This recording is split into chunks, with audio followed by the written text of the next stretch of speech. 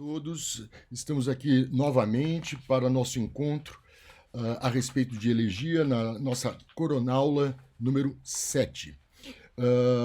Na aula passada, ou no nosso encontro passado, eu comecei a construir, a partir da leitura da elegia 1.1 de Propércio, 1.2 de Propércio, a imagem de Cíntia, que é, como já disse várias vezes, não só a imagem da amada, da mulher amada, da beleza da mulher amada, ela é também referência à poesia de Propércio, né? Nesse sentido, eu decidi, dentro de uma estruturação de aulas que eu acho que ficam mais interessantes, fazer esse mapeamento no decurso do livro 1. Pelo menos no decurso do livro 1, a gente começar a ler os poemas que são relativos a Cíntia.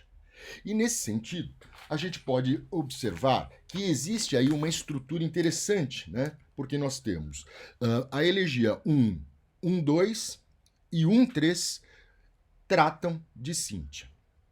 Na 1.1 e na 1.2 é mais uma construção poética mesmo, ou seja, não existe o contato direto entre os dois de forma clara.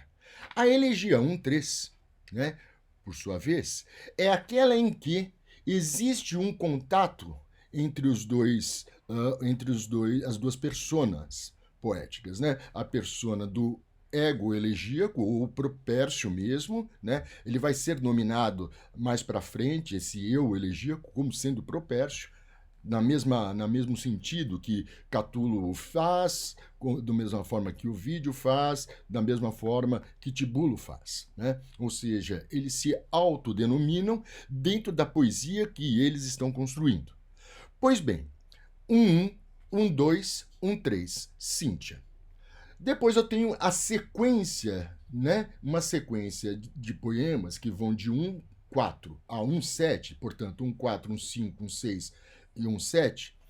A relação, o interlocutor não será mais Cíntia, mas sim aqueles nomes que a gente já tratou, de modo mais amplo, mais geral, a gente vai voltar a eles, né? Baço, Galo, Tulo e Pôntico. E na 1.8 retorna novamente uma interlocução com Cíntia, e aí um pouco mais forte, uma coisa mais construída do ponto de vista da narração, né? Há uma interlocução longa, há uma manifestação de partes, enfim.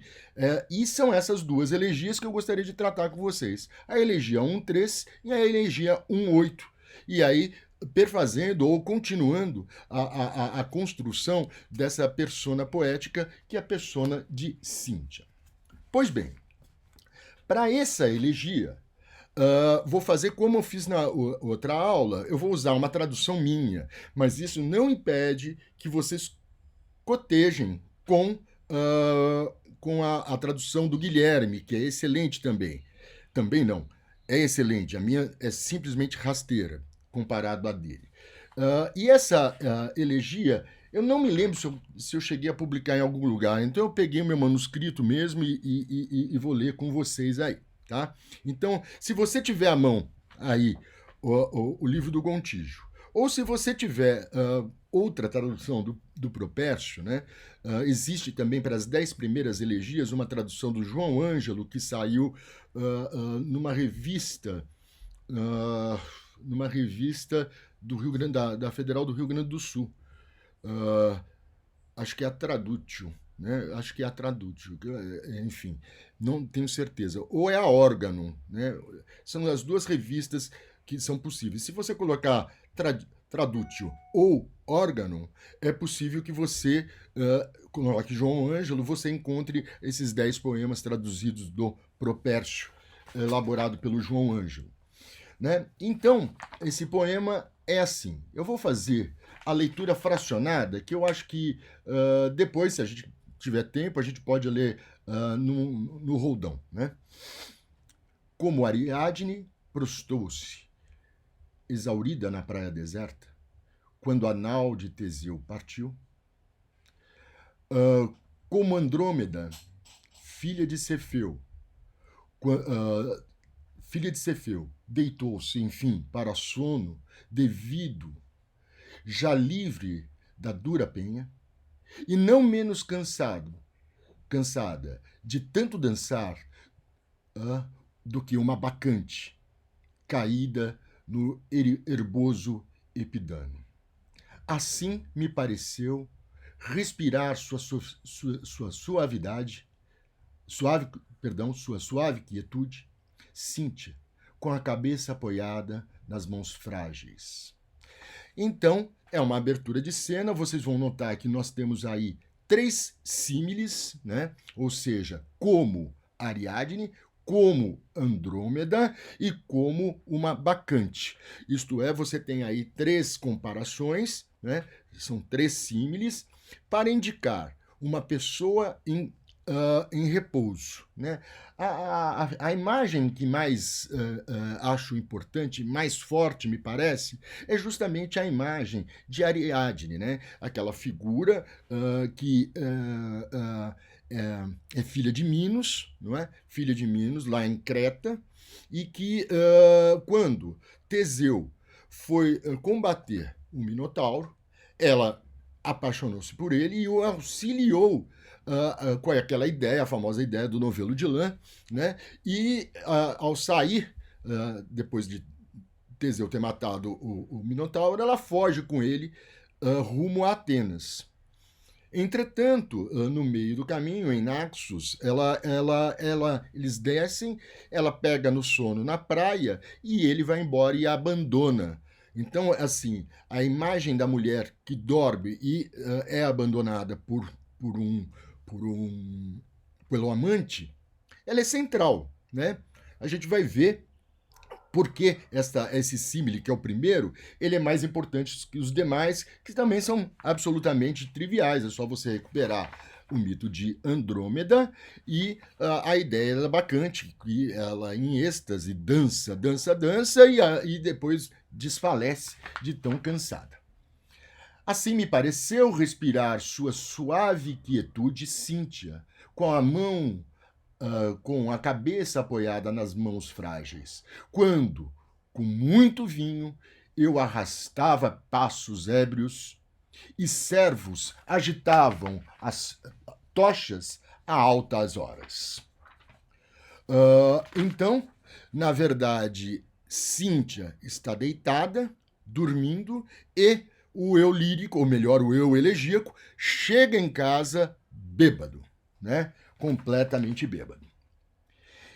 E eu, ainda sem ter pedido todo o senso, tento ir suave até ela, apoiado no leito, ainda que me ordenassem, tocado por 2 fogos, amor e Liber são deuses cruéis, a acariciá-la, deitada, suave, pondo meus braços sobre seu corpo, e a seus beijos roubar e a apresentar a minha arma. Bom, o que acontece? Ele, então, movido não só pelo Cupido, mas também pelo Baco, ou seja, pelo amor e pela bebida, ele passa, então, a acariciar. Mais do que isso, uma carícia absolutamente sexual que fica denunciada pelo verso de apresentar a arma. Né? A arma que o amante apresenta é aquela com que ele gere ou faz a gestão da sua guerra na alcova. Né? E passa então a acariciá-la, né? E a roubar beijos, pondo os braços sobre ela e começar a manter um tipo de contato físico, sexual mesmo. Não acredito que seja o ato sexual completo, não é isso, mas se excitar, né, esfregando-se nela, né? Contudo, não ousaria turbar a paz de minha dona, ou seja, é só encostando mesmo. Não ousaria turbar a paz de minha dona, temeroso das brigas de sua esperta maldade. Antes, eu, imóvel, a observava com olhos fixos. Como Argo, os chifres ignotos de Io. Aí é o famoso mito de Io, né, que é um caso de Júpiter, né? E esse caso de Júpiter, Juno descobre e a transforma numa novilha, né? Manda para tomar conta da novilha uma besta, né, que é Argo. E esse Argo, ou Argus, é uma fera de 100 olhos, né? Ou seja, capaz de observar tudo, né? E que, nesse caso, serve como uma comparação, novamente uma comparação mítica, entre o amante que zela pelo sono da amada e, ao mesmo tempo, tem de observar tudo, aproveitar de todas as formas aquela visão magistral que ele está tendo da sua amada. Perfeito. Ora soltava a grinalda de minha fronte, ora a colocava em tua cabeça, Cíntia. Então agora é a primeira vez que ele coloca Cíntia como sendo o interlocutor do seu poema. Ora me divertia compondo teus cabelos soltos, ora dava furtivos pomos às tuas mãos cavas. Opa, mais uma relação com o poema 65 de Catulo. Ou seja, mais uma vez, a maçã como símbolo do intercurso amoroso. Pois bem, continua Propércio. Ou concedia todos os dons ao teu sono ingrato, dons que a miúde deslizavam de teus seios, ou seja, ele colocava a maçã, que na verdade é só uma referência metafórica àquela arma que ele tinha apresentado lá. Ora, ele dava os pomos a ela que escorregavam entre os seios, né? Quanta vez suspiraste com raro moto e gelei, crédulo, com vão augúrio de que os sonhos te dessem incomuns medos, ou alguém te obrigasse a ceder contra a vontade. Ou seja, no meio do sono, a pessoa suspira, você toma um susto e ela imaginando que ela pudesse estar tendo algum sonho de alguém a tomando contra a sua vontade. Até que a lua, percorrendo as janelas abertas, lua rápida, que havia de deter tua luz, abriu teus olhinhos com suaves raios, e ela me disse, na suave cama recostada, sobre os braços, enfim, uma ofensa de outra te trazendo à minha cama. Ela te enxotou das portas fechadas? Então Cíntia acorda, né? E ela já questiona o amante, perguntando de que lugar você foi expulso? De que porta fechada você foi expulso? Quando se fala na porta fechada, a gente tem que lembrar que isso é uma tópica elegíaca. Falar de porta fechada é a recusa da amante ao amor, né? Ou seja, a amante, quando abre suas portas, ela está pronta a receber o amor. Quando ela fecha suas portas, ela expulsa, é o amor excluso, é aquele que está sendo expulso da porta da amada. Pois bem, Cíntia, portanto, entende que Propércio não lhe é fiel, né? Não lhe é fiel. E continua. Onde gastaste tantas horas da minha noite? Ai de mim, tu exaurido ao apagar das estrelas, né? Ou seja, você vem agora conversar comigo? Queira perverso, suporte as mesmas noites, tais quais tu me ajudas infeliz a tê-las. Pois ora eu enganava o sono, tecendo a linha púrpura, ora cansava-me com as canções de Orfeu. Ou seja, você tem aí, então, a referência a essa a duas coisas importantes, né? Tecer a púrpura, uma referência naturalmente a Penélope, cuja característica é a fidelidade, e a referência à canção de Orfeu, que é uma canção, digamos assim, arquetípica, né? Vamos lá. Por vezes, reclamava baixinho só a mim mesma. Tuas longas e amiudadas moras com outro amor. Até que, caída, o sono me persuadiu com asas de encanto. Este foi o último cuidado de meus prantos. Ou seja, na verdade, o que dentro da narrativa se estabelece, a primeira coisa interessante que a gente deve guardar, inclusive para compor o quadro de Cíntia e relacioná-la esse poema com a 1/8 que vamos ler em seguida, é justamente entender que Cíntia está sendo traída e ela está, pelo menos há a indicação, de que ela esteja sofrendo de amor e não ele, que está bêbado e teria passado a noite com outra mulher. Bom, passemos à elegia 1/8. Enlouqueceste?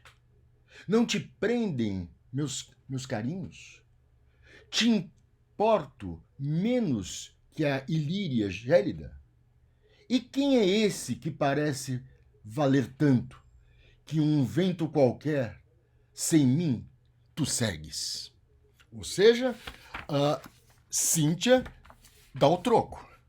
Ou seja, o jogo amoroso e o jogo elegíaco começa a se organizar.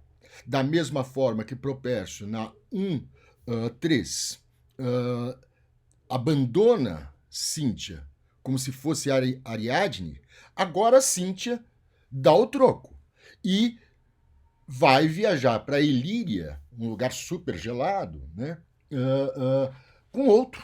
Ou seja, não importa que vá para um lugar inóspito, o importante é se afastar e dar o troco no ego elegíaco. Tu podes escutar o mar insano e murmure. Podes deitar sem medo em dura barca? Tu pousarás teus tenros pés sobre a geada? Tu suportarias, ó Cíntia, a estranha neve?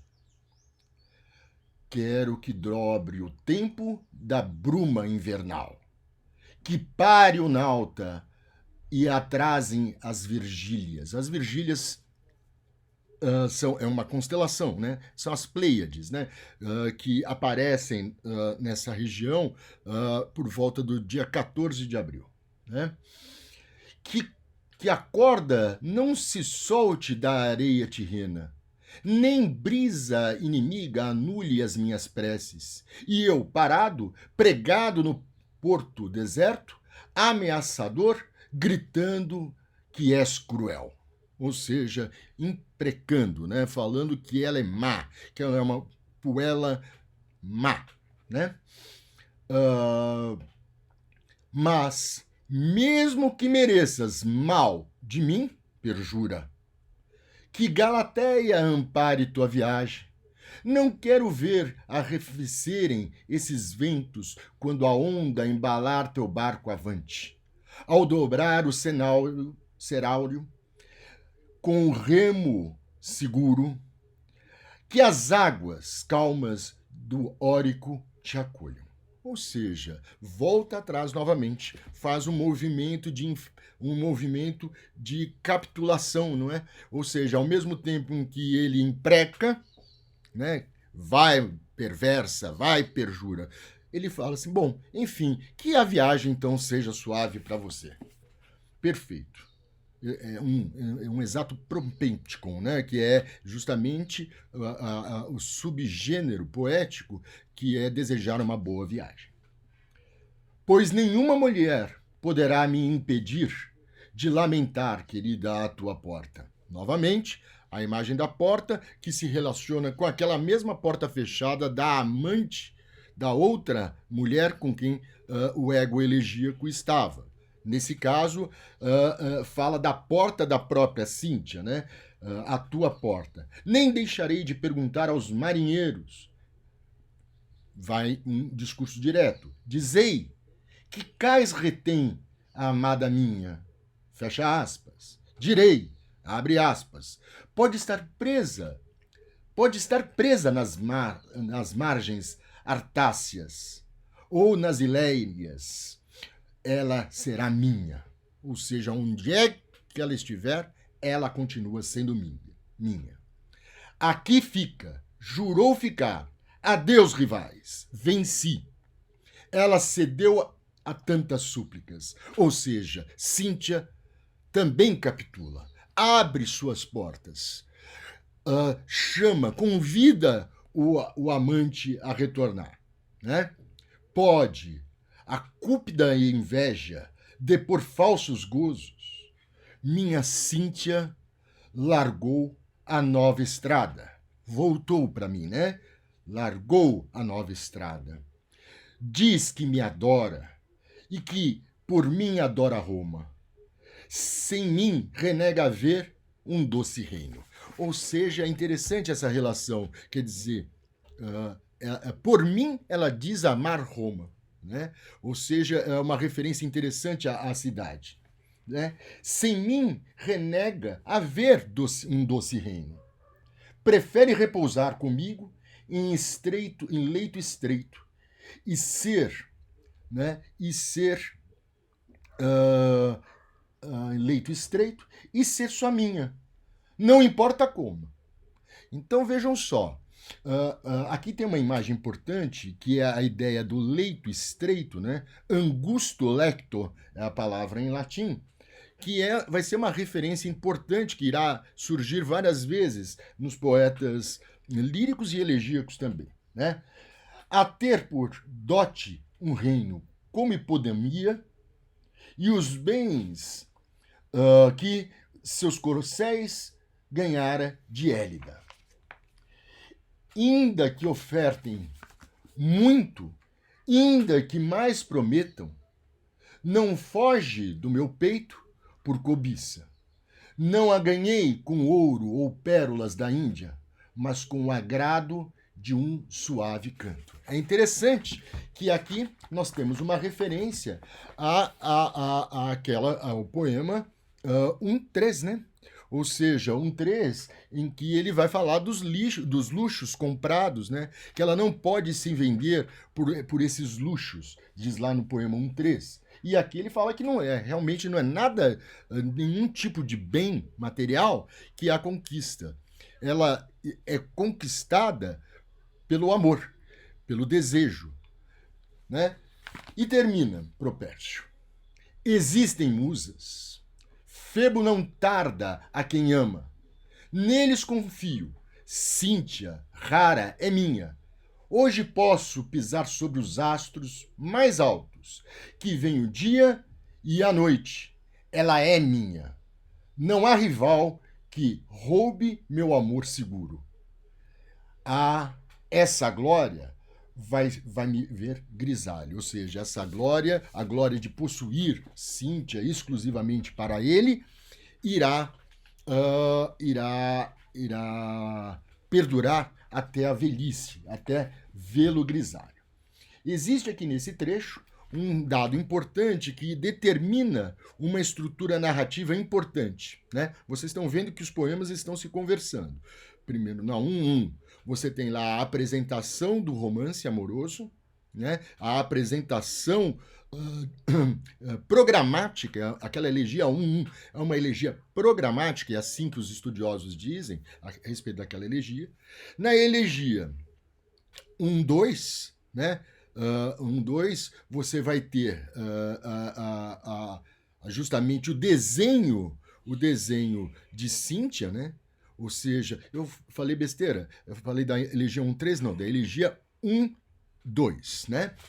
Vai ter o desenho da elegia e a partir ali de 1.4, 1.5, um 6 e um 7, você vai ter ali os rivais poéticos e amorosos, como eu disse na aula retrasada. Ou seja, e esses rivais amorosos, eles reaparecem agora em um 8, que é o poema, né, subsequente a esses 4 poemas, um 4, um 5, um 6 e um 8, um 4 a baço, um 5 a galo, um 6 a tulo e um 7 a pôntico, ou seja, são os 4 rivais possíveis, não é? Então ele diz, para encerrar, né? Ele diz então, não há rival que roube meu amor seguro. Ou seja, quais rivais? Baço, galo, pôntico e tulo, que a gente vai ver que é um caso diferente, mas pensemos dessa forma. Pois bem, então a constituição de um nexo causal entre as elegias determinam, com a presença de um tempo, com a presença desse nexo de causa e efeito, com a presença de personagens que estão, de certa maneira, agindo dentro dessa estrutura, a gente pode ver que o livro 1 ele começa a se constituir com uma narrativa amorosa, uma narrativa em que os poemas se costuram, que se relacionam, ora diretamente, ora depois de algum tempo. Ou seja, você vai ter a remissão a determinados poemas que surgem mais para frente e que foram colocados de forma separada, mas o leitor ele constrói essa malha narrativa e começa a compreender que essa é uma história de amor que se desenha. Até a próxima. Foi bom falar com vocês e, repito, todo mundo em casa, todo mundo cumprindo religiosamente a sua quarentena, ainda que o tédio não nos abandone.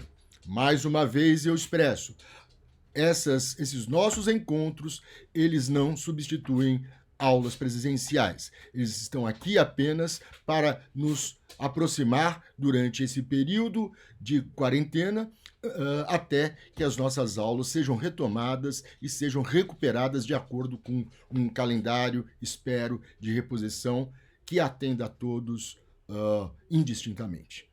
Até a próxima. Foi bom estar aqui com vocês. Beijos e abraços.